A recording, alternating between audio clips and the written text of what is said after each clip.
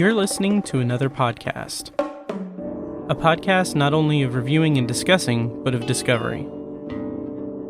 A deep dive into a classic show whose influence is immeasurable. Your next stop? Anthology. Hello and welcome to Anthology, presented by ObsessiveViewer.com. I'm your host, Matt Hurt, and if this is your first time listening, Anthology is a podcast where I review The Twilight Zone as a first-time viewer and other classic and contemporary science fiction anthology series. For archives of all of my episodes, visit anthologypod.com. You can also like the Facebook page at facebook.com/anthologypod and follow me on Twitter at OVAnthologypod. And if you'd like to support what I do here, you can become a patron at patreon.com/obsessiveviewer. For a monthly fee, you can get access to exclusive B-roll episodes, TV and book reviews, movie reaction recordings, commentary tracks, and early access to podcast episodes. For instance, the last couple of episodes of Anthology have been available on Patreon about a week before each episode premiered or dropped on the feed. And in addition to that, I've been doing TV reaction reviews of the Netflix series Dark and For All Mankind on Apple TV Plus, and that's just scratching the surface, honestly. I have hundreds of crap on Patreon. So you can pick your tier level, $2 a month, $5 a month, $10 a month, and you can get access to different things on each tier, and all of the money that I make on Patreon goes to pay the fees to keep the podcasts running, and gives me a good outlet to kind of just play around with like my recording equipment and do some things that wouldn't necessitate a full podcast episode, but gives me an outlet to kind of talk about movies and shows and media and science fiction and a bunch of other stuff. So again, check out patreon.com/obsessiveviewer. And it's a lot of fun. I have a lot of fun on Patreon. Today on the show, I'm going to be discussing 4 O'Clock, which is the 29th episode of the Twilight Zone's third season, and it originally aired on April 6th, 1962. And I'll be rounding out the episode with a brief, non-spoiler review of Science Fiction Theater Season 1, Episode 36, titled Are We Invaded? But before I get into all of that, I'm going to take a beat and talk about some things from the world of fiction and science, which is the segment where I talk about things that I have been watching, reading, that have piqued my interest in the realm of fantasy and science fiction, really. So a couple of things I have here. First of all, actually, I want to mention that I believe I talked about the Twilight Zone Sandbox podcast a little bit ago on a previous episode, but Twilight Zone Sandbox. It's a new Twilight Zone podcast.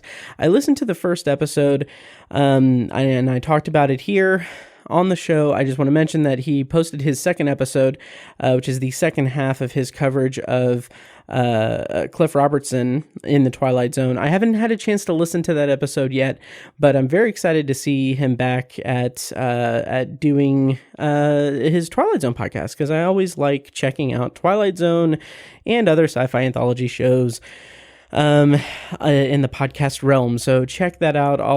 If I remember, I'll put a link in the show notes, but it's pretty easy to find and everything. So again, that's Twilight Zone Sandbox. If you're listening, hope you enjoy it.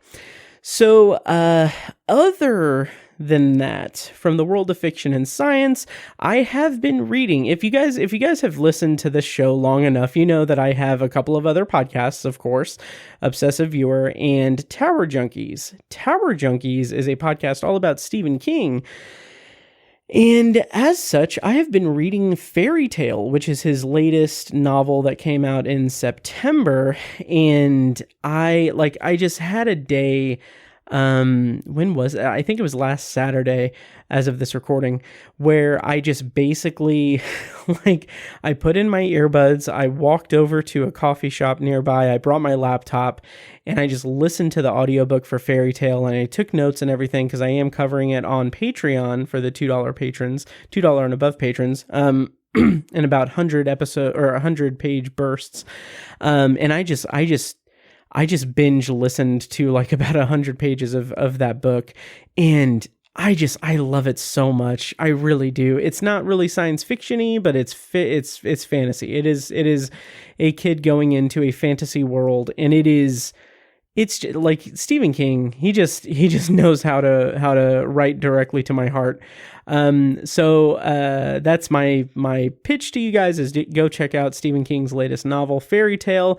And then to round out my check-ins from the world of fiction and science is that just today, Apple TV Plus, they announced and released a trailer for a new sci-fi anthology series that is going to be premiering on Apple TV Plus on November 11th, called Circuit Breakers.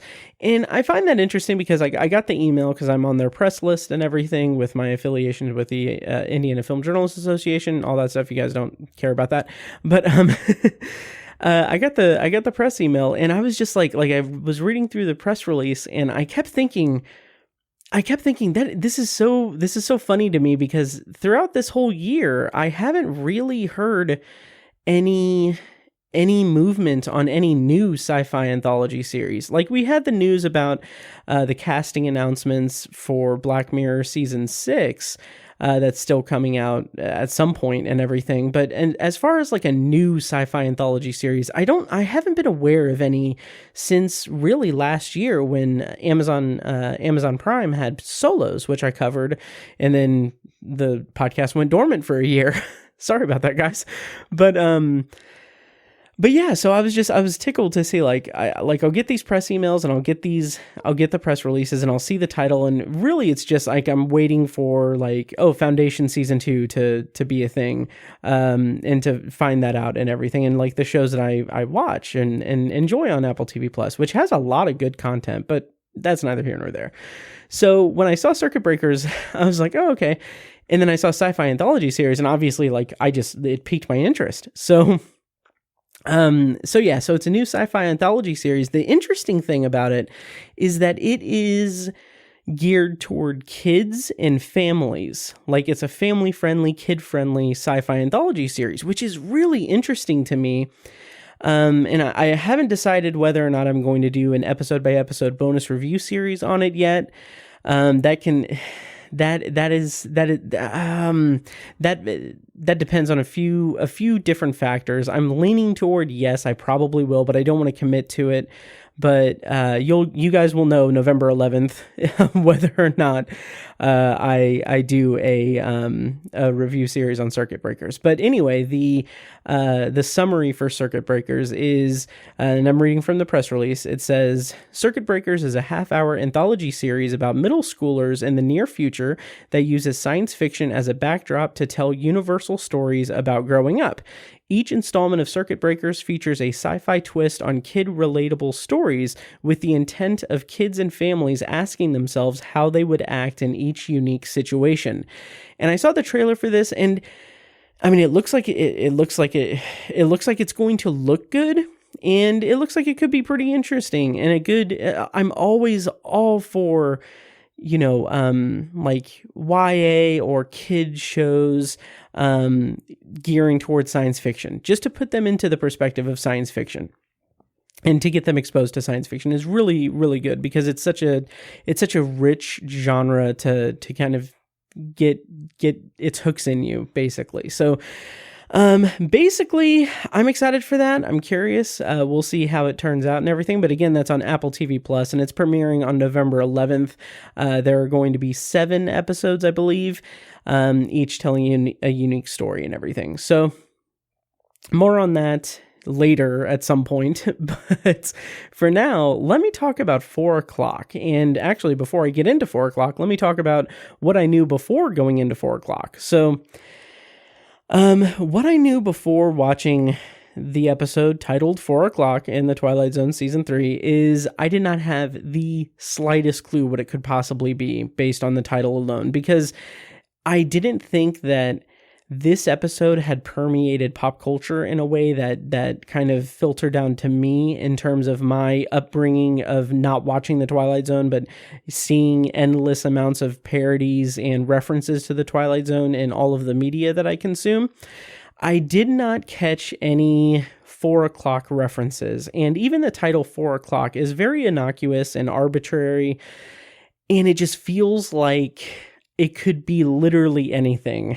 And some of the thoughts that I had before watching 4 o'clock was that I wondered if it was a time, like a time for a launch of something into space. Because I think coming off of The Little People last week, was that last week? Yeah, I think so. Anyway, coming off of The Little People, I'm just very much like of a mind that I really want, I really like astronaut stories. I really like space stories. So I wanted more of that in the Twilight Zone.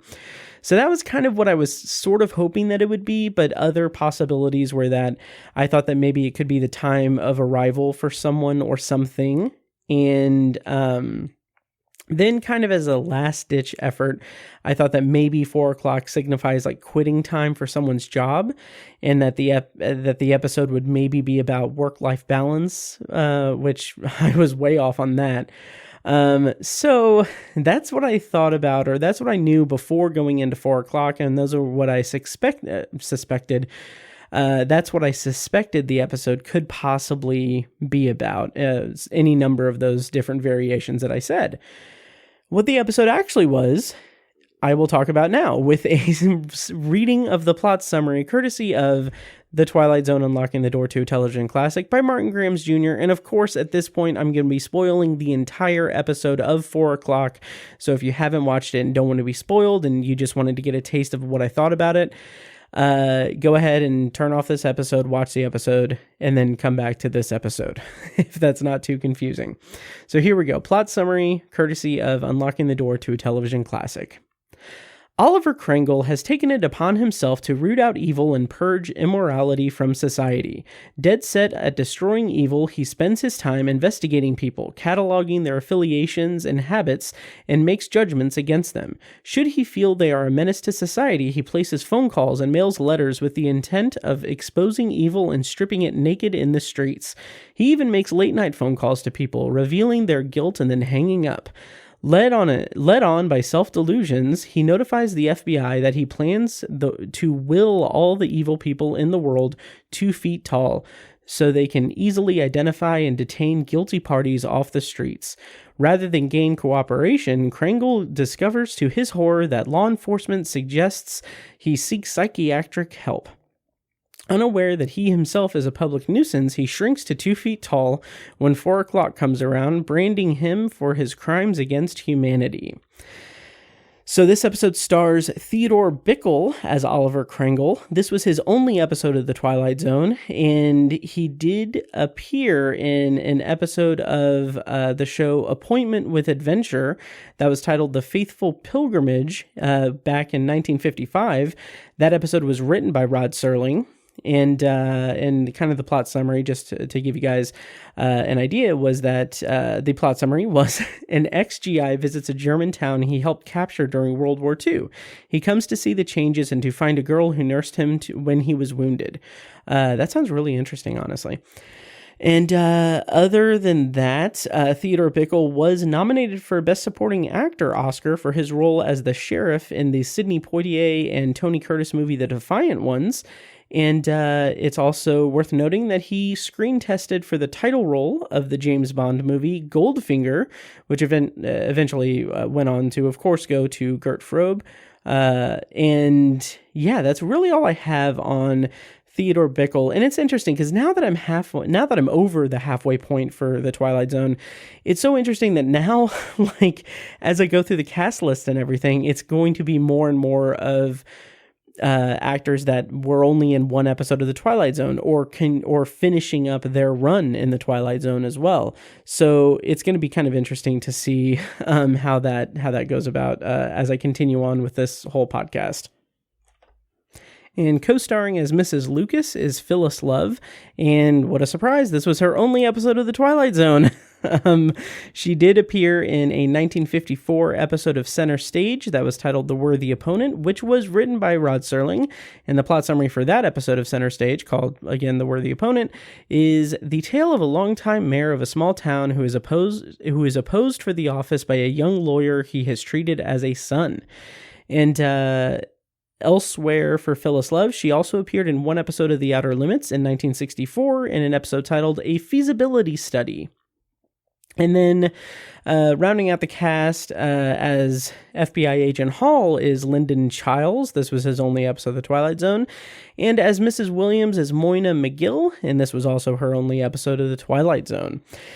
And writer for this episode was Rod Serling. The episode was based on a short story by Price Day, and from what I could find, the original story was first published in the April 1958 issue of Alfred Hitchcock's Mystery Magazine, and it came to Rod Serling's attention when it was included in the hardcover anthology Alfred Hitchcock Presents My Favorites in Suspense in 1959, which, according to Unlocking the Door to a Television Classic, I guess... I can't remember who it was, an editor or a book publisher had mailed or sent that anthology to Rod Serling under the hopes that he would want to, make his own like Twilight Zone anthology book. And that's where Rod Serling got first read the short story that became this episode. And director for this episode was Lamont Johnson. This is his 6th of 8 Twilight Zones. Previously we saw from him is Kick the Can, and next we'll see from him is actually next week's episode, Hocus Pocus and Frisbee. So that is the talent rundown. I lost my space in my notes. That's the talent rundown for the episode. Let me go ahead and go into my thoughts as a first-time viewer of 4 o'clock. So the episode opens with a man, Oliver Kringle, in what looks like an office, but it's actually like an apartment. His whole apartment is basically his office. There's nothing in the set design to really show anything very homey or comfortable. And I think that that's a really interesting detail to put into the episode because it just shows how scattered he is and how devoted he is to this delusion that he has about humanity. And something that I found interesting when watching this, and I'm getting ahead of myself, and I'm hoping that I'll be able to circle back to this point and expand on it further as I go through this episode, but I find it really interesting that this is one of several episodes that we've had this season alone that's about like the hubris of a delusional person, and it is a character study of narcissism and cruelty and despicable creatures and despicable characters. So we've had The Last Pallbearer, and even last week with The Little People. These episodes all kind of deal with similar styles of personality, in different ways, all told, but it's really interesting that the show had basically honed in on this more so than other seasons, in my opinion, or at least more so than in the previous 2 seasons, I should say. And I just find that to be kind of interesting and fascinating to me. Mildly fascinating, I should say. So we have Kringle. He's in his like study. He's in or a corner of his apartment, frantically dialing a phone, and he's calling and telling. He's asking for like, the employer of Mr. O'Connor, or no, he's calling from Mr. O'Connor, who has employed a man who he says is a communist. And I find it interesting that just right from the jump, him saying like, I'm calling Mr. O'Connor. And it's just kind of interesting how literally none of the people that he calls matters. The attention to detail is interesting to me though, because that detail is not really needed. To say like, I'm calling this individual because he is in charge of this other individual who I have deemed to be evil. But I feel like the intention of the script to have like an actual person identified as the person that he's calling, Mr. O'Connor, he is in charge of so-and-so who is a communist. I think that is an interesting, subtle way to bring us into the wacky, not wacky, but the kind of off the mark really of humanity in this show. And it gives this human element without without showing its hand at all, because throughout this entire episode, we are through the perspective of Kringle, who is a monster. He is an evil person who is mischievous and just horrible. He's horrible. And through that, we get it's an interesting storytelling device, because throughout the episode, we get him interacting with people. And through those interactions, we see, hopefully all of us see this, see the humanity of the people that are not Kringle. And through those interactions, it's interesting because we see that, but Kringle does not see that, because he's a delusional, just insane person, really. So I find that to be kind of interesting. And this is the kind of that first little inclination that, maybe that might be where the episode was going to go. So as he's on the phone, his parrot named, I think, Pete, says, he squawks and says nut. And then he, Kringle gives him a nut, which I did not notice this throughout my first viewing. I couldn't even really tell what the parrot was saying, but by the end of my first viewing of this episode, I had no idea that it was supposed to be like this clever, fun, kind of humor laden thing of like, oh, the parrot keeps saying nut, and Kringle thinks that he is asking for a treat, but instead he's just like identifying Kringle as a nut. And like, that's funny and everything, but it went way over my head the first time I saw this episode. So I don't know. So anyway, he tells O'Connor that someone under his employ is a communist. And at this point, I wondered if this was going to be all about McCarthyism and the Red Scare and all of that stuff. It wasn't, kind of thankfully, because I think that this does it's better for this episode to have a more broad kind of attitude in terms of more of a personality defect rather than a societal, just horrific piece of history, really. But I think that this is a much more Piano in the House is another episode, by the way, of someone being a kind of complete narcissist without any kind of self-awareness. Anyway, so I kind of thought that this would be solely about McCarthyism and as an allegory for that, but I think that it's interesting, and it's probably a better idea to be more broadly attuned to just a specific type of person and character trait, and kind of expound on that, basically. So then Kringle's next call is to the school superintendent, who he tells that one of his teachers at the high school, this William Farwell, is a drinker and of questionable moral ethics. And then he very directly implies that he has questionable relationships with the children, which I thought was pretty. I mean, that's horrific and everything.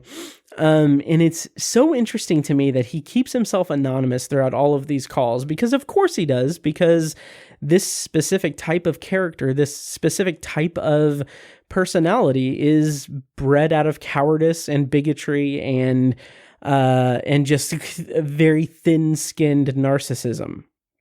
And so he sharpens his pencil, and then he is running through the list, checking off names. And this moment here, where he kind of leans back and he is exhausted, he has this air of exhaustion about him, and he's exasperated and exhausted.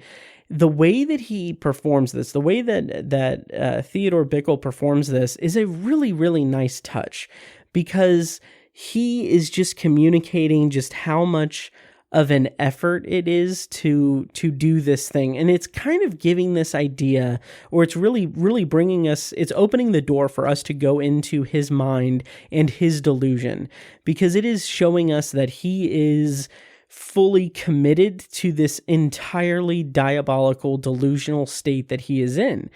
And just the fact that he's using all of his energy to do this. It's communicating to us that it's not this childish prank that he's doing. He actually believes that he is, committing his life to vanquishing evil, which is horrific, and it is nonsense, and like, here's the thing. I'm hoping that the next episode, I'm hoping that Hocus Pocus and Frisbee, I'm hoping that episode has like pleasant characters who are not deranged or anything.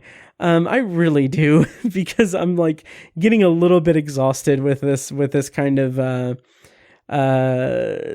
mentally unstable lead characters in these episodes. So anyway, that's a nice touch and everything. And then he delivers the exposition that we need by talking to the parrot and saying that, 11 names, that's a lot. And then it's questionable at best as to what results we'll get from this. But he goes to the window and he says, like, all the people out there are evil, and they're carrying evil, and they're contagious, and they're filling our buses and our subway cars and our airplanes with evil that's just infecting everyone, and all of this stuff. And then he does this like dramatic turn where he tells Pete, the bird, that something must be done about it, and it has to be today. And then he decides 4:00. That's when it's going to happen. We will destroy evil at 4:00. And that kind of, it didn't take me out of the episode, but it made me think like, okay, it's missing like a few steps, and intentionally so. But at this moment, I'm like, what? Okay, what does this mean? Like, what is he going to do? What is his method? And eventually he comes to find his method and everything. But like, how is this possible that he would do this? And how will the Twilight Zone factor into it? And then upon rewatching it and taking notes about it and everything, I just felt like the arbitrary nature of both the time and that inexact idea of destroying evil really helps sell his madness and delusion. And I really think it's interesting. I will say I don't find this episode to be terribly great. It's not bad. It's solid. It's very, very solid.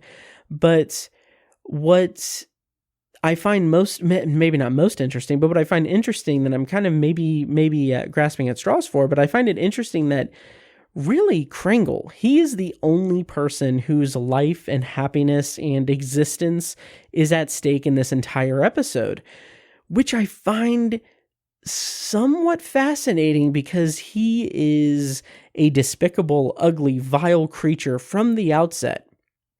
And the episode isn't trying to sway us toward expecting any clarity or redemption to him, which I don't know. I kind of feel like that's partially fascinating and partially a downside of the episode, because I really like that he is the person who is at stake in this episode, because I didn't think at any point that, oh, he's actually going to vanquish evil. He's actually going to remove evil from the world, and everyone's going to be, proven wrong and everything. Like, there was no chance of that at all. The stakes of it, and on the other hand, I didn't care whether or not he was succeeded, or I didn't care if he found a redemptive arc, because it was not going that way.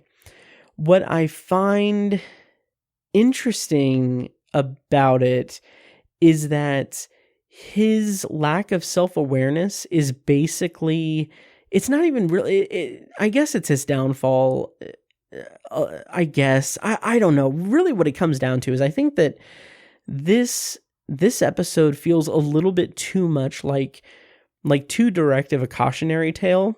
And I feel like it's, without someone else to play off of it, I feel like there's not really much at stake, because we get Mrs. Lucas, who comes in, which I think is an amazing scene, which I'll talk about in a moment. But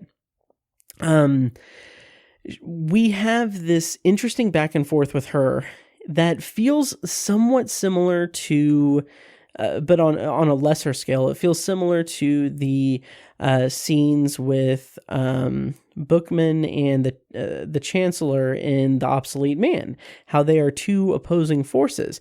But here in this episode, these two opposing forces are the representation of evil under the guise of trying to vanquish evil and everything, and the representation of humanity and like logic and reason, but it's not as direct a one-to-one thing. It's just showing what the world is while we are inside the point of view of Kringle, which is fine. That's great and everything, but she's just one part of the story. And the other characters who come in, Mrs. Williams and Hall, the FBI agent, they're really just reflecting, like they're reflections of what the perception of the world is for Kringle. Which it's interesting and everything, but I just find that there's maybe something missing, all told. Like there's something missing that doesn't really sell the danger of Kringle, and Kringle's line of thinking and the way that he behaves and the way that he has deluded himself into thinking these things. I feel like it stops just a little bit short of that. So I don't know. So anyway, I'm going to work through my feelings as I talk about this, but basically at the end of the day, at the end of this cold open rather, this man is insane, and he kind of talks more and more about the extermination of immorality and everything. And I by the end of this episode, I found the hypocrisy and vileness of his character, that pot calling the kettle black story, sort of interesting, but a little bit undercooked all told. So I'll talk more about that as I get into the review proper, but for now, let me go ahead and play Rod Serling's opening narration from 4 o'clock, and here we go. That's Oliver Kringle, a dealer in petulance and poison. He's rather arbitrarily chosen 4 o'clock as his personal Götterdämmerung. And we are about to watch the metamorphosis of a twisted fanatic, poisoned by the gangrene of prejudice, to the status of an avenging angel, upright and omniscient, dedicated and fearsome. Whatever your clocks say, it's 4 o'clock. And wherever you are, it happens to be the Twilight Zone.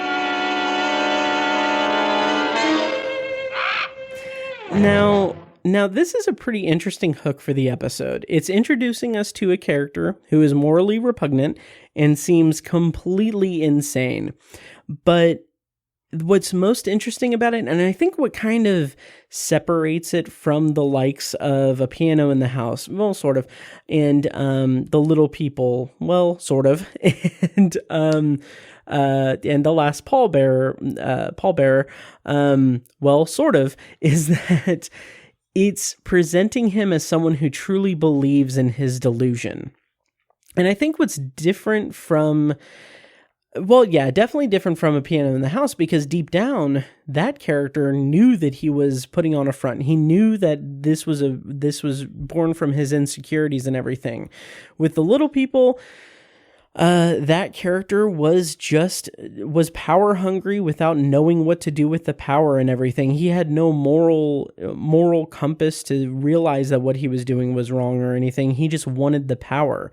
And with The Last Pallbearer, he thought that everyone else was similar in thinking to him. Same with A Piano in the House and everything. But he kind of assumed that his breed of justice and revenge was worthy because these people had wronged him and everything. What separates Kringle from those characters in those episodes is that, again, he truly believes his delusion, and he does not even register or think or take into any form of consideration what his actions and his behavior and his outlook does to other people, because he has appointed himself to be the judge, jury, and executioner of evil in the world. And it's evil through his own personal definition of it and everything, without seeing the evil of himself.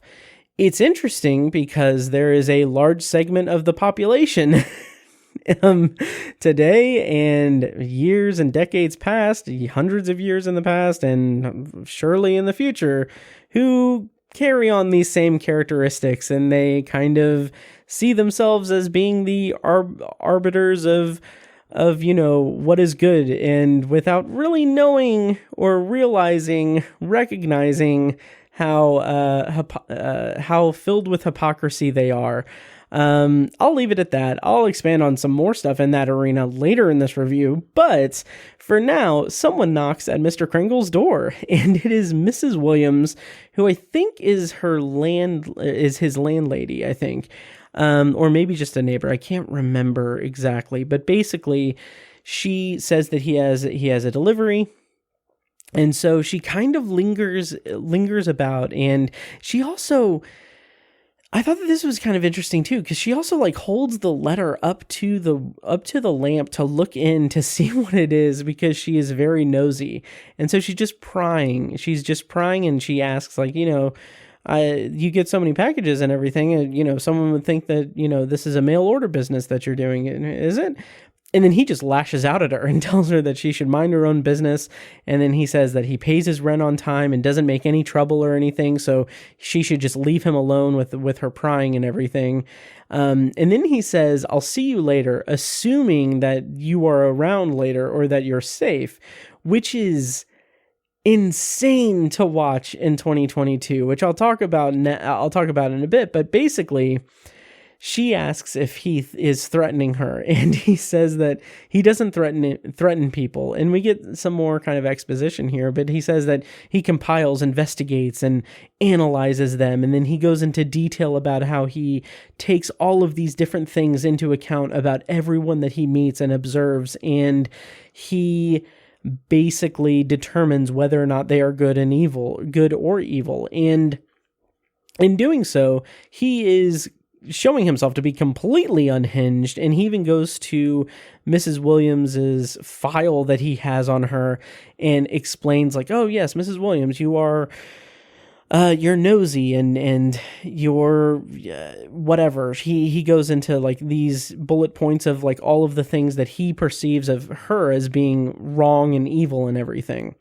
Which, spoiler alert, everyone is evil in Krangle's eyes. He is a worthless he is a person who does not, he is singularly focused on other people to the point that he is an empty vessel of a person, which maybe also is another issue that I may have with the episode. Like this is his only thing, like his entire existence and everything that we see about him is focused entirely on this. And to compare it to the other episodes that I've referenced, we have, like with the little people, we have the other astronaut playing off of the God Complex astronaut.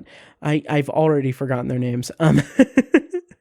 But and then in A Piano in the House, he has an entire friend group who he is interacting with, a social circle that he's interacting with to bounce off of, to show his insecurities and everything.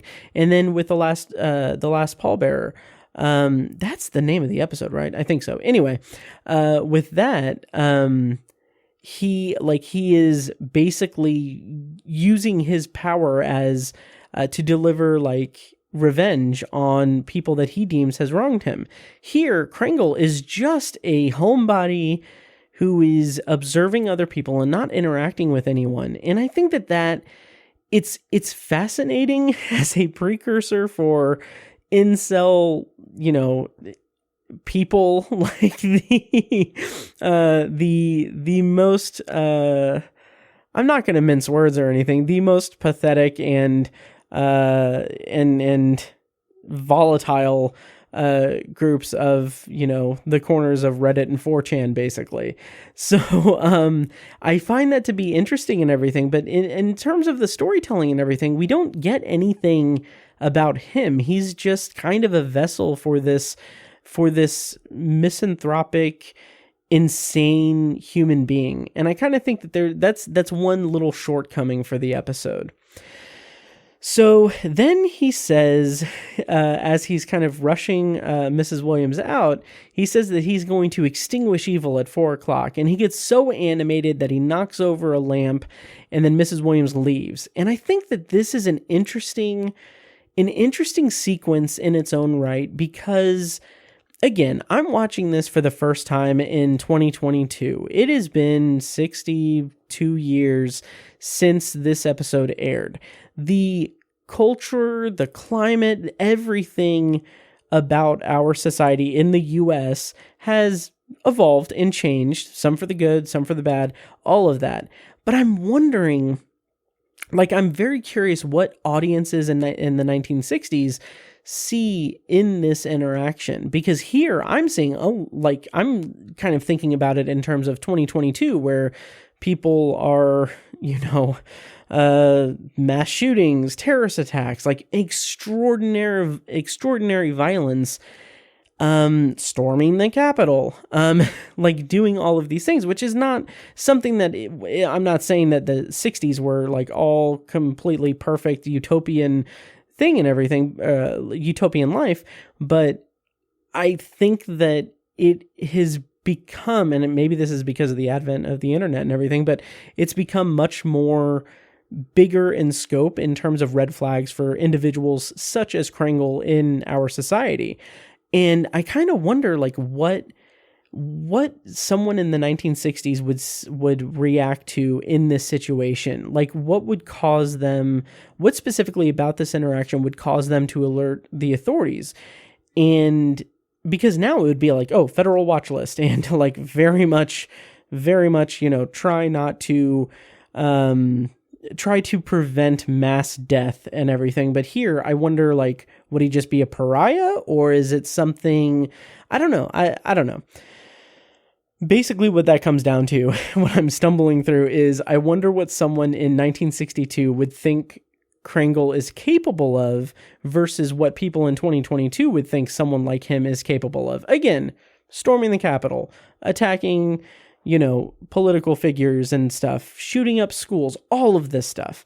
I wonder what people in the 60s would think he would be capable of. So, Mrs. Williams runs down the stairs, and she meets a woman on the stairs who is Kringle's next visitor, and Williams just warns her and says, like, hey, I wouldn't go in there without a police escort, honestly. And I loved this line because she says that man has a leak in his attic, which I love that. I think that that's such a great, succinct expression to explain exactly what a normal person, albeit kind of nosy, but a normal person would perceive of Kringle in her interaction and everything. So then we get the woman knocking on the door, and Kringle answers. And I do find this episode to be kind of interesting in its structure, because it kind of reminds me a little bit of like those episodes of like Power Rangers. This is a weird metaphor. This is a weird analogy, but where, like, okay, they'd be fighting, like the Power Rangers would be fighting like a big group of bad guys and everything, and then, or no, they would go after the group of Power Rangers would be fighting one like mid-level villain, and the Power Rangers would go up one at a time to fight them instead of teaming up and fighting them. So this reminds me of that, because we get a single character interacting with Kringle one at a time. And I just find that to be a little bit interesting. I'm sure that works a lot better in the short story. And not to say that it's a fault of this episode, but it just feels a little bit like, it kind of feels like a little bit like a 3-act play, which is fine, but it also feels like it's a little bit loose in this medium. So I don't know. But anyway, Kringle opens the door, and the woman introduces herself as Mrs. Lucas, and she says that her husband is an intern at the hospital, and she's there to speak to him. And so Kringle leads her inside, and at first I thought that she was that her husband was the man that Kringle had called and identified as a communist, but not. That's not who it was. I don't know, but I'm really excited, because this moment is someone is coming to confront him over his actions regardless, even if it's not someone that has been established already in passing. So Mrs. Lucas asks him what her husband ever did to him to deserve him calling or him sending so many letters, just calling like a character assassination on Mr. Lucas. And I find that to be such a great, like, this is my favorite moment of the entire episode, this interaction between Mrs. Lucas and Kringle.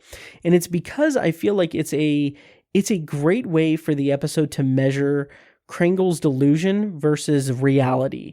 Like this idea, this ever-present idea that is spoken of by Mrs. Lucas of cause and effect, basically. She's not asking, like, she's coming to him to see what her husband could have possibly done to cause him to be so vindictive toward him. Why would Krangle go after Mr. Lucas if not to be vindictive? The answer, of course, is that he's insane. That Mr. Krangle, or Oliver Krangle, I don't want to dignify the character with, Mr., but Krangle is absolutely insane. And I just find that to be a really interesting kind of pebble there. And it expands a little bit more in the next line, because she asks why Krangle is trying to hurt her husband. And she says that, her husband is a perfect stranger to him.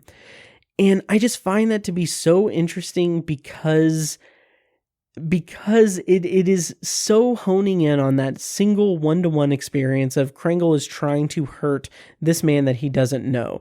And that is what the episode is pinpointing in this interaction, because it is completely arbitrary, completely random, and completely, like, the targeting is so just random that it is bewildering to everyone else who has a sane disposition, basically.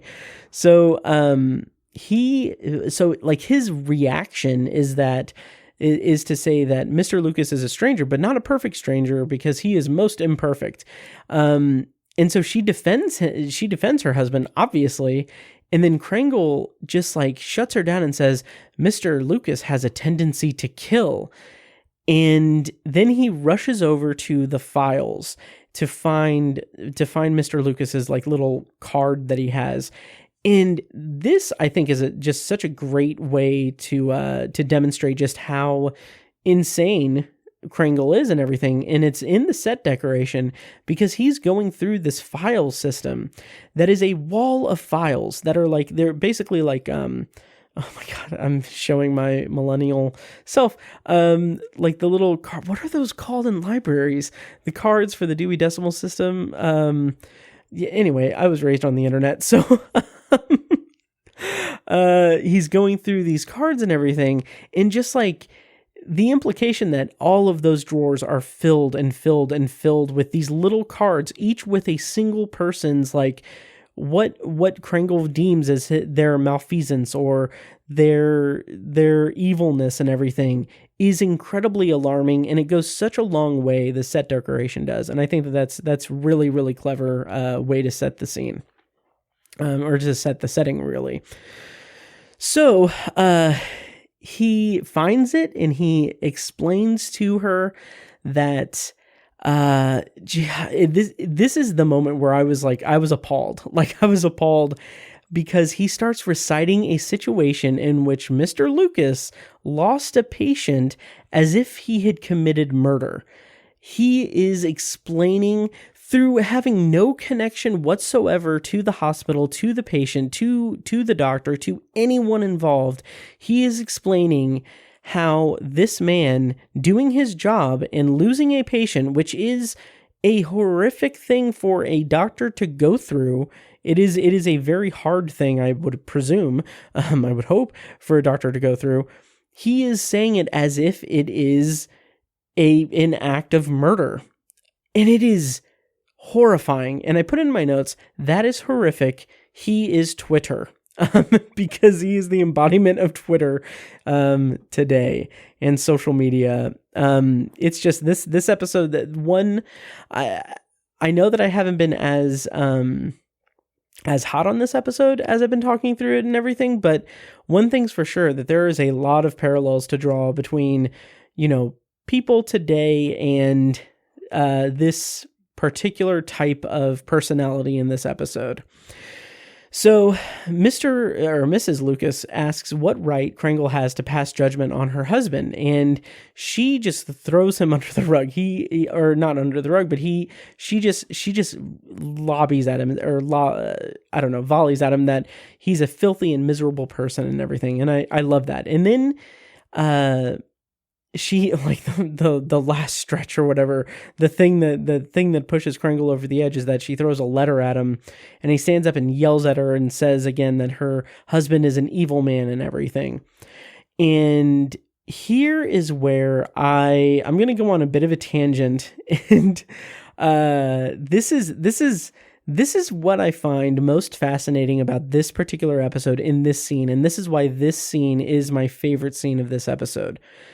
Because the episode's message is a fairly direct one, but it is a timeless one nonetheless. And it goes beyond that, let he who is without sin cast the first stone kind of thing. Instead, it goes more into how reckless someone can be in their delusional view of the world. Kringle is so wrapped up in finding evil in the world that he has zero self-awareness to his own evilness and sadistic tendencies. And this made me think quite a bit. I was wondering if he even has the capability of self-reflection. And as soon as I had that thought, I immediately thought, no, he doesn't. Because this character is an archetype, and I have said that this is maybe one of the lesser parts of the episode is the fact that he is kind of an archetypical character, without much dimension to his character and everything, because we don't know anything else about him except for this one very harsh character trait of his. But even though he is an archetype, he is an archetype that sadly exists in the real world. And of course, the obvious comparison I will make is to Donald Trump. Trump and Trumpism as a whole is steeped in textbook narcissistic behavior, deflecting comments about their moral character, projecting their crimes and abhorrent behavior and viewpoints onto others, and badgering their sick, fear-mongering ideals into anyone who will delude themselves enough to listen to them. That is all what is that is narcissism in a textbook. And here Kringle is guilty of that. But what I find so fascinating about this is that personality type is something that has been, for the last several years, sadly, at the forefront of, the US's kind of cultural, like, zeitgeist and everything, because we had to go through all of that with Trump. And even now with Trumpism and just people still defending him, defending the big lie, wanting to, I just read an amazing book by, Mance, what is that his name? Malcolm Mance, called They Want to Kill Americans. It posits that, Trumpism isn't, that Trumpism is an insurgency in the U.S. and that the January 6th insurrection was not an insurrection so much as the evidence of an insurrection in the government. But anyway, really fascinating book, very alarming, but not alarmist, because it's all very much what is in the news and everything. So before I get to my next example and everything, I just want to say, please, for the love of God, vote in the midterm elections. Please. I read an article the other day about how the Republican Party has already put legal paperwork in to challenge the results of the midterm elections. Haven't even taken place yet. It is insanity. It is insanity, and it is an attack on democracy, and the Republican Party is anti-democracy and anti-America.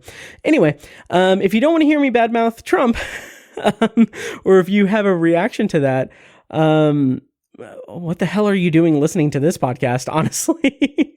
It just reminds me of people saying that, like, and I'll talk about this later when I get to trivia a little bit, but people saying that, like, why does the Twilight Zone have to be political or woke and everything? It's like, it's always been that way. Anyway, if you don't want to hear me talk about Trump for whatever reason, I'll throw another example to you. That of Darrell Brooks, the man who was, as of, I think, yesterday, found guilty on 76 counts of a bunch of stuff. Basically, he drove an SUV into a Wisconsin Christmas parade, killed 6 people and injured upwards of 60. And so the story goes, if you've been following this trial and everything, he fired his public defenders and he decided to represent himself in his own trial.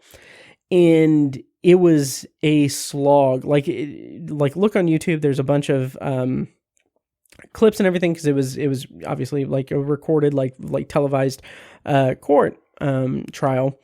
But every single question he would object. He was attempting to intimidate the judge and the jury. He was being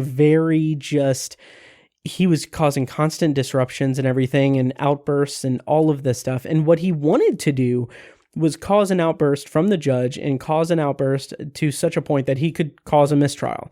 That was, I presume, his entire goal. But in doing that, he was just showing his extremely toxic, controlling, and abusive and manipulative behavior. The story goes that he drove into the parade as he was leaving. Like, he left an encounter with his ex-girlfriend after a domestic violence incident in which I think he beat her, and then he left to.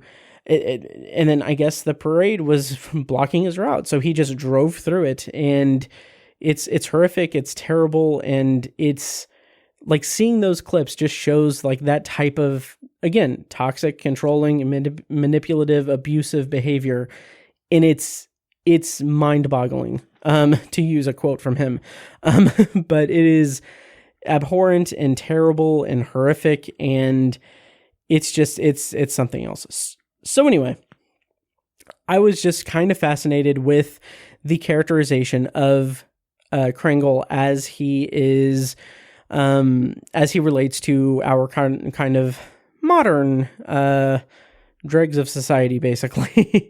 So my next note to put it on, to bring us back on track, is, oh, his glasses look like Henry Bemis's glasses.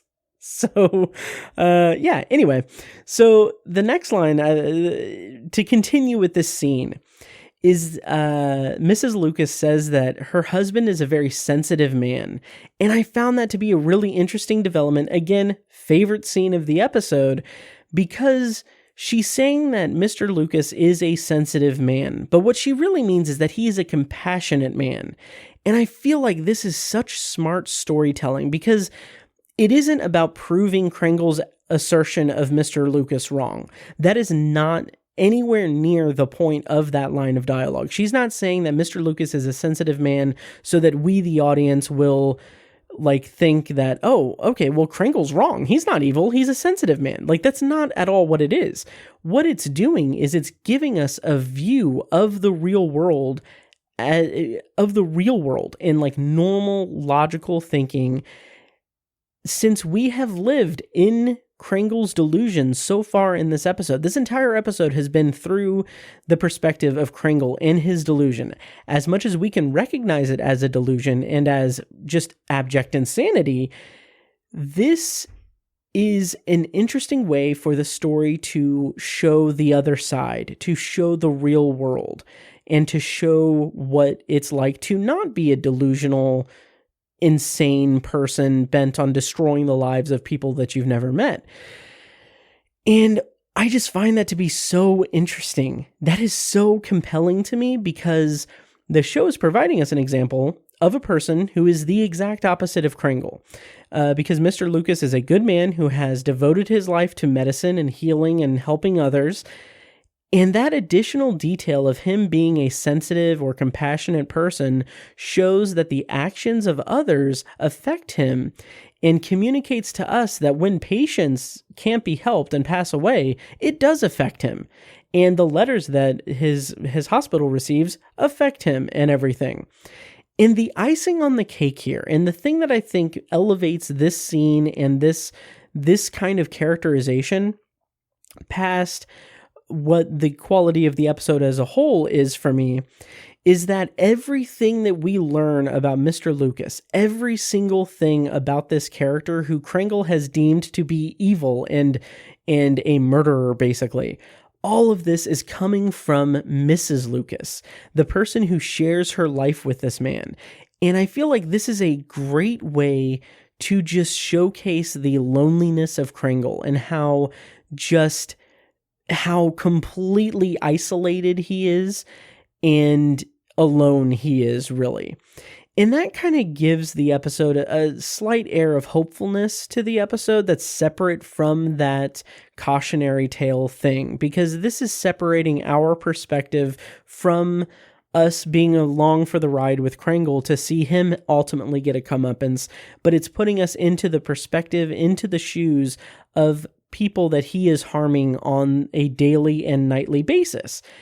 And I just find that to be really compelling, because it just shows us that, again, that hopefulness, that one man is the embodiment of evil in this episode and not everyone else outside of his window. And that evil in this context manifests itself in pettiness and cowardice rather than actual action against other human beings, like physical harm and destruction. And I find that to be kind of weirdly optimistic in a very strange way for a relatively strange episode as a whole. So Mrs. Lucas then asks him why he does the things that he does, and he says because they're evil. And he just states it as a matter of fact, which just kind of solidifies what we already know, that he is completely beyond reproach. He's not beyond reproach, but beyond redemption, and he's beyond any kind of redemptive arc, really. Like, he's not going to come back from this. He's not going to be a person who's going to see the error of his ways and lead a better life. That is not the story that is happening in this episode of The Twilight Zone. And so he looks out the window and he calls the people outside bugs. He calls them bacteria, bugs, just completely spreading the filth of evil and everything. Then he laughs like a maniac,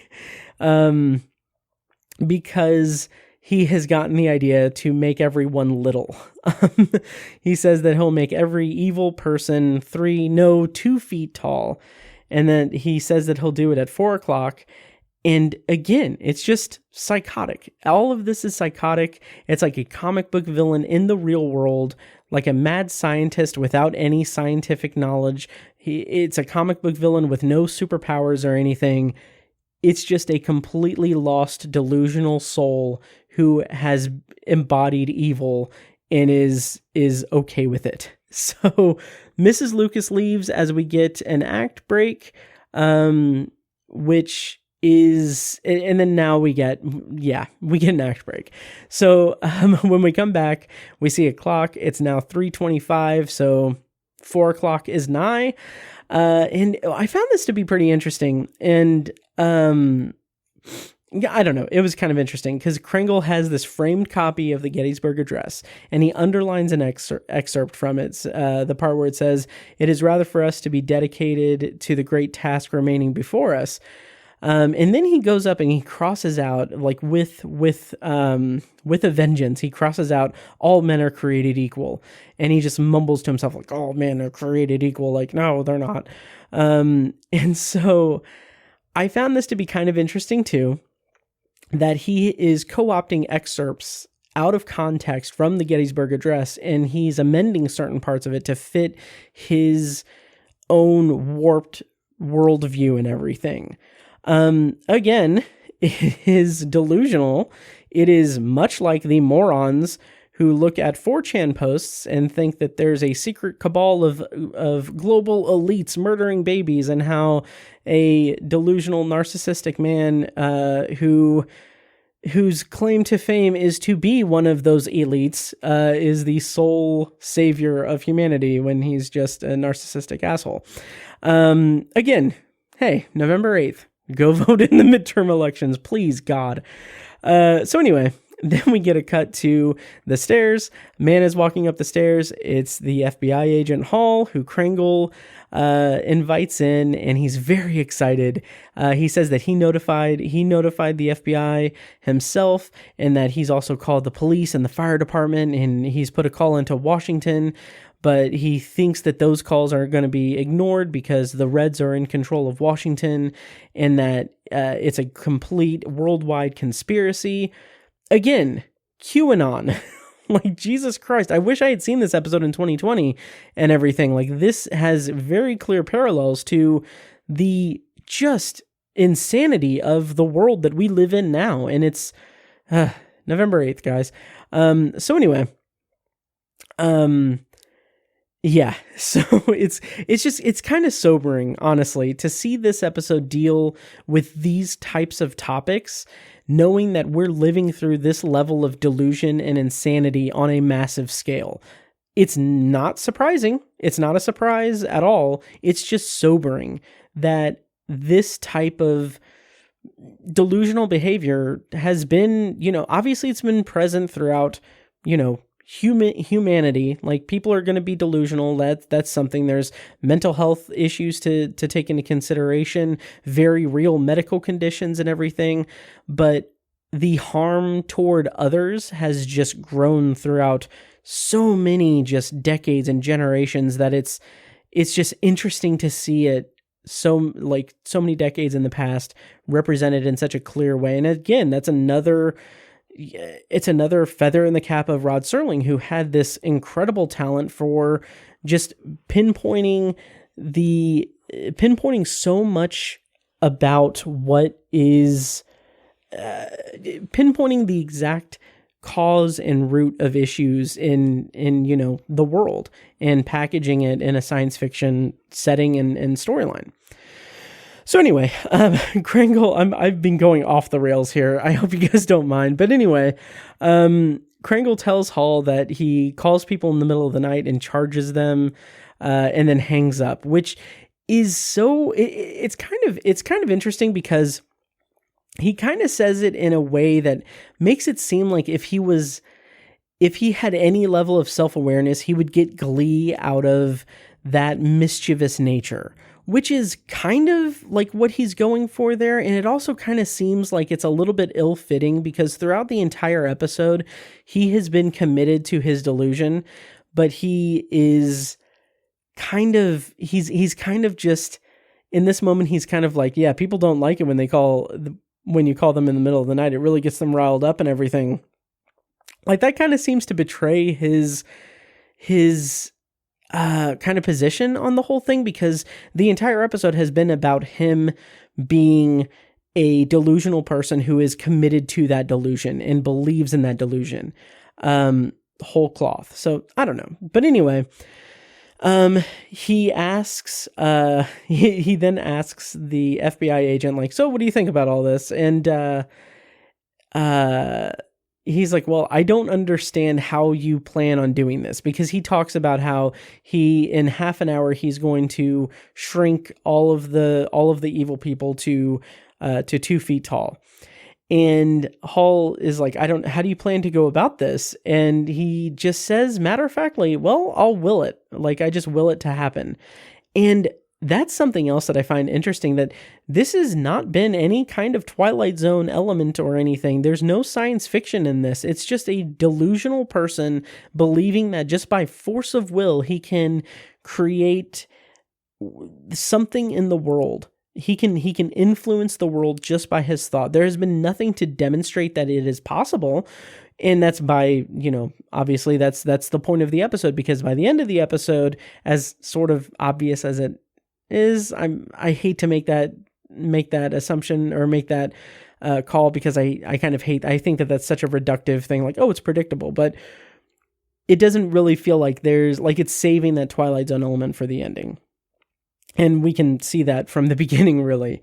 So then, just to kind of go back into his delusion, Krangle tells him that, like, I thought about making transportation not work right. I thought about making, like, propellers on planes completely limp and everything.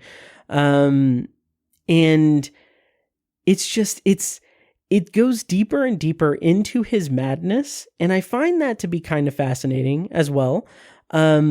Mostly because Theodore Bikel, let me talk about his performance here, because he sells that level of self-delusion incredibly well. His performance is really fantastic in this episode, because he's doing this, like Krangle is saying all of these things so matter-of-factly, and he's presenting all of this information to an FBI agent without any fear of consequence or any hint of a plan to enact it or anything. He's just like, yeah, I'm just going to do it. And that, I think, is at the root of why this is such a timeless and terrifying thing, because he believes it. He believes that he'll will evil out of the world. He's sick, and his actions are without question horrific and evil. Now imagine that he had a Twitter account, or 4chan, or freaking Parler, or Truth Social, or anything. And then now imagine that he became president. You can see where all of that would go. But anyway, to get back to the episode, it cuts to the parrot who squawks and says nut. And then I thought that this was kind of funny because I didn't catch this on my first viewing, but Hall kind of looks over at the parrot as he's saying nut, and there's like the very slightest bit of a nod, and I thought that was kind of fun. That was a nice little bit. But anyway, then Hall asks Kringle if he's ever had any psychiatric help, because you don't seem rational to me. And he just tells him, like, I think you need help. And Kringle just doubles down and triples down and quadruples down on everything and says that he doesn't need help because he's not evil. He's insane. And I just find that to be also interesting. I don't want to brush past it, but it's interesting that Hall is speaking to Kringle as someone who he wants what's best for him, like kind of deep down. Maybe not best for him, but like he is appealing to, you know, his, like what he thinks could help him. Like, you might need to see a doctor. You might need to get help and everything. He's not completely writing him off. He's not throwing letters at him. He's not doing all of that. He's appealing to what he believes would help Kringle. And I find that to be interesting. It's also another reflection of, you know, what an honest, good person would think and everything, or react to it and everything. So I don't know. And so as Kringle goes on to his diatribe about evil and everything, Hall explains to him that, you know, it doesn't keep me up at night because the law exists to keep things right. And he just explains that, like, there are laws in place and everything. That's my job, is to do this. It's not your job. You're just a civilian. You're a citizen. There's nothing, like, it's not your thing. And Kringle just takes this reaction to mean that the FBI has been infiltrated by evil. And then he says, or he doesn't say this, but like it's just the embodiment of what I have dubbed as the narcissist creed, which is, if you challenge my perception of reality, you're against me. You're not, like, that's what it is. It's not, if my perception of reality is wrong and you challenge that perception of reality, I'm not going to recognize that it's wrong, just that you're against me. Which made, you know, all of the stuff in 2020 very not entertaining. It made it certain adjectives stressful, being namely one of them. But anyway, so Hall just explains, like, hey, you know, there's nothing that we can do at the FBI. Yeah. So then he leaves as Kringle, like, he's getting excited again. He threatens him and tells him that in a few minutes, he and all the evil people will only be 2 feet tall, just going deeper and deeper into his delusion. Not even deeper, really. He's been at, like, the same level throughout the entire episode. So then in the closing moments, Kringle gives the parrot a snack and says that Judgment Day is upon us. And then he goes to the window and shouts evil out in the window at everyone. Then he goes, locks the door, and then he does something to the clock, which I don't know exactly what he does. Maybe, I don't know if he was winding it. I don't know. But then the clock hits 4:00, and at this moment I paused it and I said, I hope that this doesn't end with him shrinking to 2 feet tall and realizing that he was the evil one. But honestly, I didn't know how this episode could possibly end any other way. And then I press play, and then he looks back at the parrot and says, it's happening. As he looks out the window, it's happening right now. He looks at the parrot, and then boom, he becomes 2 feet tall. And I will say this, like, I didn't mind it. It was fine. Like, it was just what I expected and everything. It wasn't like this big, like this big revelation or anything. It was just the comeuppance of a sometimes cartoonishly, sometimes I wish cartoonishly, villain character getting his just desserts and everything. And I will say that I really like the set design of this, the kind of forced perspective of the parrot, and how like the prop of the giant pencil and everything. It was all really good. And so that was fine. And then we get the closing narration, which I will play right now. At 4 o'clock, an evil man made his bed and lay in it.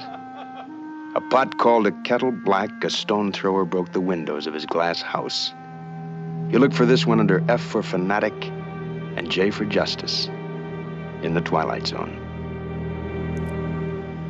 So overall, this was an all right plot line, but the commentary that it made and the kind of prescience of it to us now, or at least to me now, all kind of elevated it for me. It's kind of this detailed look at mania and conspiracy, and it's like seeing into the future of QAnon and conspiracy theorists and all of that just incredible, just BS crap. And I feel that Kringle is a man who fits into that exact archetype of people who are actively trying to destroy things and revel in having their BS confirmed and everything. And I don't know. I think that at the end of the day, I think that that's fine, but I don't think that there was enough story to really kind of make that hit home in the way that, you know, the Monster did on Maple Street, or any other number of episodes of social commentary that this show has had thus far. I do find it to be a fascinating study of fanaticism and narcissism on a character level, but I don't know. I just think that the cautionary tale aspect of it was a little bit too prominent and at the sake of just basic storyline. Even though I thought the storytelling was quite good. So, I don't know. Kind of a mixed bag. But I'm going to talk about trivia now. Okay, and yeah, I'm going to talk about trivia now. I had to pause the recording real quick and then cough because I was very much about to cough. Anyway, so that's, yeah. Anyway, so a bit of trivia for this episode. In the radio adaptation of this episode of The Twilight Zone, it starred Stan Freberg. The ending of the episode was actually altered to kind of have a darker ending, which I kind of preferred over the ending here. So Kringle still shrinks down and everything, but then what happens at the end of the radio adaptation is that Pete mistakes him for a nut and then eats him, which I think would have been kind of excellent to see in the show because Kringle is such a despicable, horrible character. So anyway, the next piece of trivia is that the books, this is mildly interesting, I guess, but the books that he randomly picks up and pretends to be carefully reading while he's avoiding Mrs. Lucas's questions are this official airline guide and a U.S. Army technical manual about anti-aircraft cannons, which again feels like it is very alarming and very scary for, you know, someone to see. And then a couple other pieces of trivia is that that the parrot's voice was supplied by a human who did kind of some, you know, voice work, obviously. And then also I found this to be really interesting. In 1992, Theodore Bickle narrated an audio version of The Monsters Are Due on Maple Street, and that is available on YouTube. You can listen to it on YouTube. I'll put a link in the show notes and everything, and I actually have a clip of it here. So let me go ahead and play a clip from Theodore Bickle narrating an audiobook version of The Monsters Are Due on Maple Street. Again, this was in the early 90s. I think in 1992 or 1993, it was released as an audio cassette along with other episodes that were narrated by, you know, people. So here is a short clip of Theodore Bickle narrating an audio version of The Monsters Are Due on Maple Street. Ned knew Steve Brand. Of all the men on the street, this seemed the guy with the most substance, the most intelligent, the most essentially decent. "What's it all about, Steve?" he asked. "We're all on a monster kick, Ned," he answered quietly. "Seems that the general impression holds that maybe one family isn't what we think they are. Monsters from outer space or something. Different from us. Fifth columnists from the vast beyond." He couldn't keep the sarcasm out of his voice. "You know anybody around here who might fit that description?" I really love Theodore Bickle's voice, by the way. It's fantastic. And then my final piece of trivia, I'm going to read this from Twilight Zone: Unlocking the Door to a Television Classic. It's a very interesting anecdote that just makes me kind of, fall in love with the ideas and ideals of Rod Serling even more and everything. So this is from Unlocking the Door to a Television Classic. I believe a lot of this comes from Theodore Bickle's autobiography, I think. So anyway, I'm quoting from Unlocking the Door. "You may be interested in an incident that occurred later, not just because of my involvement, but because of Rod Serling's reaction," Bickle continued.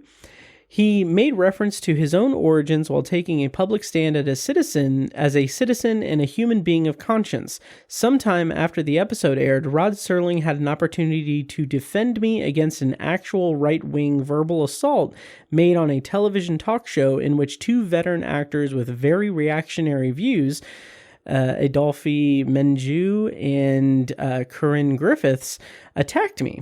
They did so not for the views I espoused. That would have been all right by any civil libertarian standards, but they challenged my right to voice them at all on the grounds that I was a, quote, a foreigner, not just foreign-born, mind you, but a foreigner who had no right to open his mouth at all. I do not recall whether at this point I was already a citizen or not, but that should have made no difference. Even resident aliens legally admitted to the United States are entitled to all rights and privileges except for the vote." A few days later, on the same program, Rod Serling said the following in part, quote, "On this program, an actor of considerable stature appeared by invitation. Apart from his talents, which are considerable, his reputation as a gentleman and a human being is probably the most unsullied and exemplary of any man in this profession. He was subjected to a vicious and predatory attack by Miss Corinne Griffiths because of the fact that he was of foreign birth. To Miss Griffiths and anyone else who thinks that honor and patriotism can only be equated with those whose roots go deep into the third deck planking of the Mayflower, go over the roll call of the Congressional Medal of Honor winners. They read like a checklist from Ellis Island." End quote. He concluded by making reference to his own background, quote, "A democracy works because its basic tenet is simply the recognition of the dignity of its citizens, the kind of dignity that permits the son of Lithuanian immigrants to say, 'Judge a man, Miss Griffiths, as a man. Judge a human being by his works. Judge a human being by his compassion and his sincerity. Judge all of us not by our geography, but by our humanity.'" End quote. And then he goes on to say, "I could quote this accurately because Rod sent me a transcript of the show where he made those remarks." End quote. And to that end, that's why that's a just shining example of why I think that anytime anyone says, that, the Twilight Zone, or science fiction in general, but mostly the Twilight Zone was never political or isn't a political thing, or why did they have to make this a political thing? It has always been a political thing. The Twilight Zone, science fiction by its nature, genre fiction by its nature even, is a political thing. If you can't see that or don't wish to see that, I don't know what you're getting from it as a piece of art. Okay, so anyway, that's my spiel. That is my review of 4 o'clock, an episode that still it's not top tier for me. It has a great performance from Theodore Bickle, and it has a great message and everything, but the kind of surrounding aspects of it are a little bit not to my liking. So all in all, kind of just, it was fine, but I've still talked for like an hour and a half about it. So well done, Twilight Zone.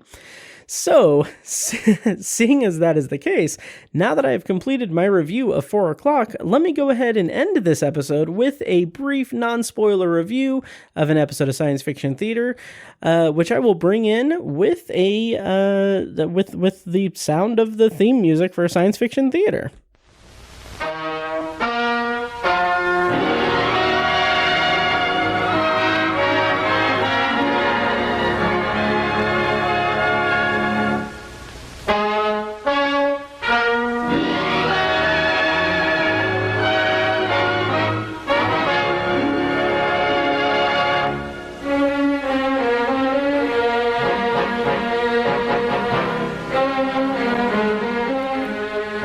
This week's episode of Science Fiction Theater is titled "Are We Invaded?" Again, it is the 36th episode of Science Fiction Theater's first season. It originally aired on December 31st, 1955. That's right, it was the final episode of Science Fiction Theater for 1955. And this plot summary, courtesy of IMDb, is a journalist sees a UFO and goes on a quest to discover the truth about them. What he finds is far beyond anything either he or anyone else ever expected. The episode was directed by Leon Benson and written by Norman Jolly.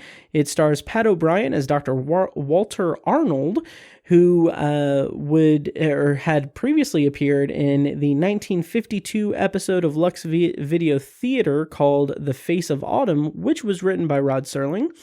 And co-starring as Seth Turner was Richard Erdman, who appeared in, I think it's the season 5 episode of The Twilight Zone, A Kind of Stopwatch. And I most know him as Leonard in Community, which just got announced to have a movie coming out, which is amazing. 6 seasons in a movie. Incredible.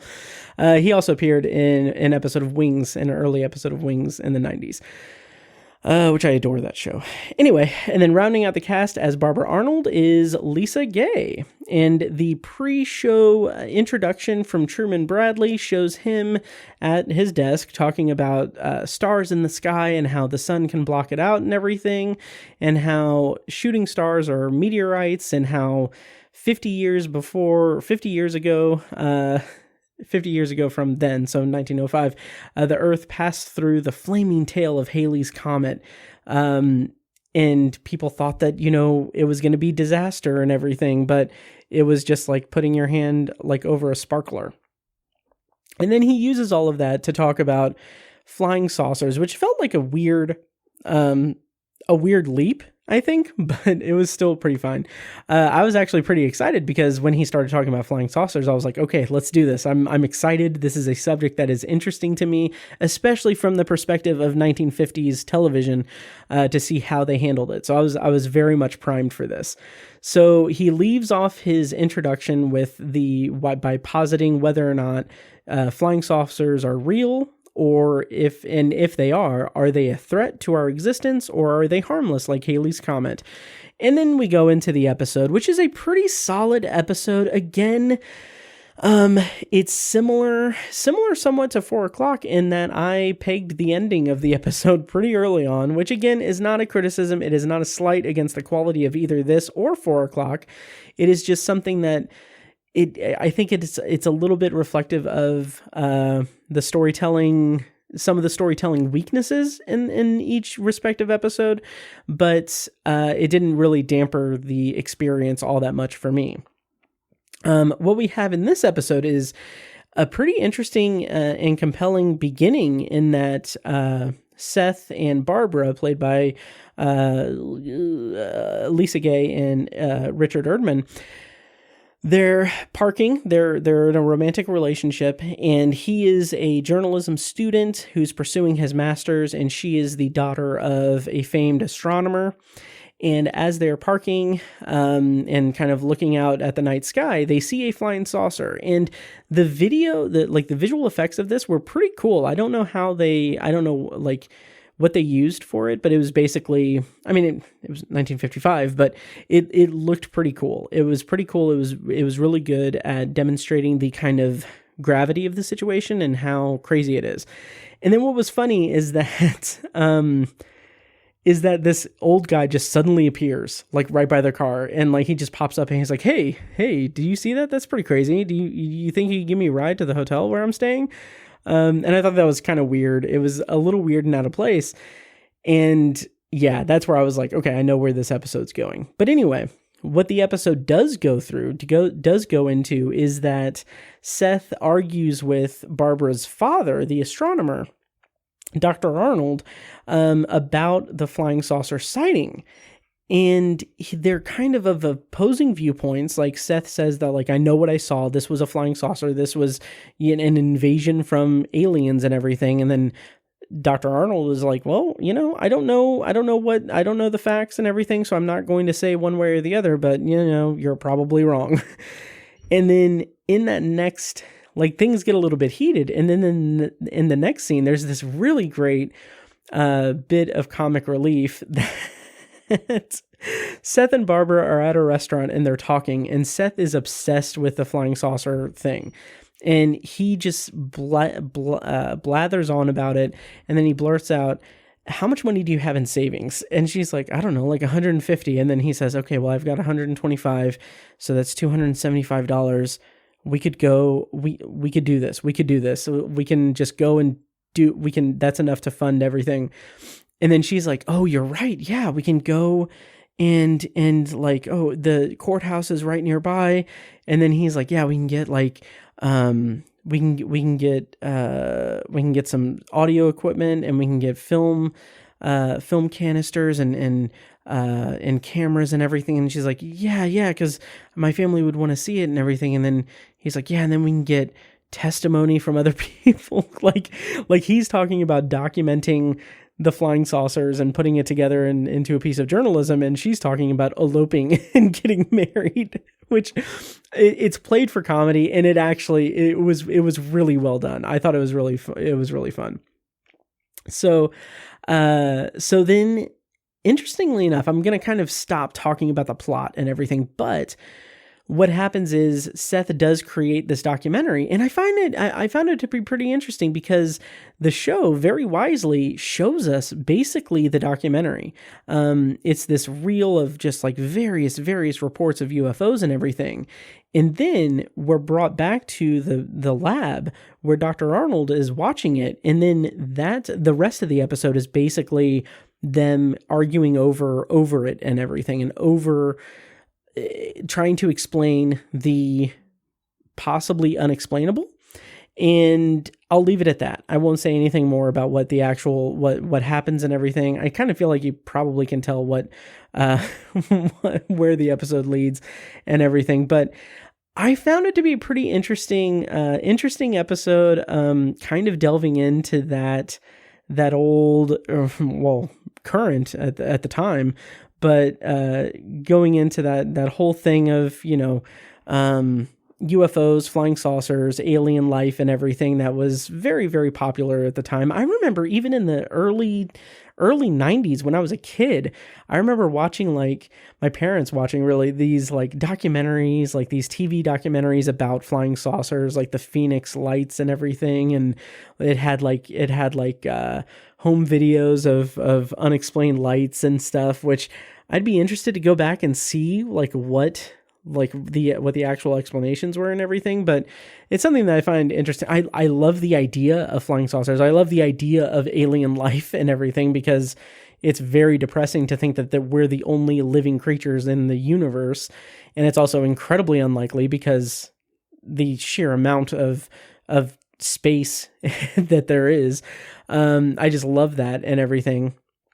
Intelligent life and capable of traveling like through space and everything is like, that's a whole other ball game. But I just find it to be really interesting and compelling and everything. But also it's a little disheartening that, like, we had in over the decades, like tons and tons of UFO sightings and shaky footage and everything, and crop circles and all of this stuff.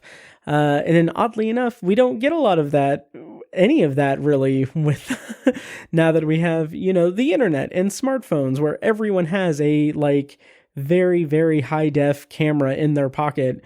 oddly enough, we don't see those anomalies and everything. So that's a little disheartening. But anyway, we have science fiction, which I love, and that's what this show's all about. So anyway, that should just about do it for this episode of Anthology. Once again, I'm going to be thinking about possibly doing bonus reviews for Circuit Breakers, which is coming to Apple TV Plus in just by the time you're listening to this, like a week or two, on November 11th. But again, check out patreon.com/obsessiveviewer. Patreon supporters got access to this episode on Friday night. Oh, it's only 8 o'clock. Friday night, October 28th. And the main feed got access to it on Thursday. I guess Thursday. Thursday. November something. November 3rd. So keep that in mind. Also vote November 8th, please, dear God. Next week on the show, I am going to be talking in episode 94 of Anthology, of the main feed. I'm going to be talking about Hocus Pocus and Frisbee, which is episode 30 from the Twilight Zone's third season. And I will be doing that with including a bonus review of Science Fiction Theater, Season 1, Episode 37, Sound of Murder. Which should be a fun episode. But until then, thank you guys so much for listening. I'm going to play myself out, of course. Once again, check out my other shows too, Obsessive Viewer and Tower Junkies. Just did a very fun episode of Obsessive Viewer where I reviewed Halloween Ends and VHS 99 with a couple of friends from the IFJ. Check that out. And of course, check out Patreon. But anyway, until next time, thank you for listening, and I'll see you in the next episode. And now, enjoy this short clip from our Patreon-exclusive RSS feed. For the full clip and more exclusive Patreon content, such as early access to episodes, TV, book, and movie reviews and reaction recordings, commentary tracks, and Patreon potpourri episodes, go to patreon.com/obsessiveviewer and become a patron at the minimum rate of $1 per month. Thank you and enjoy yourselves and interact with each other. And I think that is a great way to just keep the momentum going, because we have spent a season basically establishing the rules of time travel and all of the time travel stuff in this show, in this series, the conceit of the time travel. And now the show has just very casually and gradually turned it into this fun to a certain extent, kind of storytelling device of these characters talking to their younger selves and giving just a little bit of information, but then, leaving them to chew on that information so that they can eventually lead to them giving that information to their younger selves. I love it. So this scene is really incredible. This podcast was edited and produced by Matt Hurt and presented by ObsessiveViewer.com. You can find links to all of our shows at obsessiveviewer.com/podcasts. For exclusive bonus content, including reviews, commentaries, and B-roll episodes, you can subscribe to our Patreon at patreon.com/obsessiveviewer. Thank you so much for listening, and we'll see you in the next episode.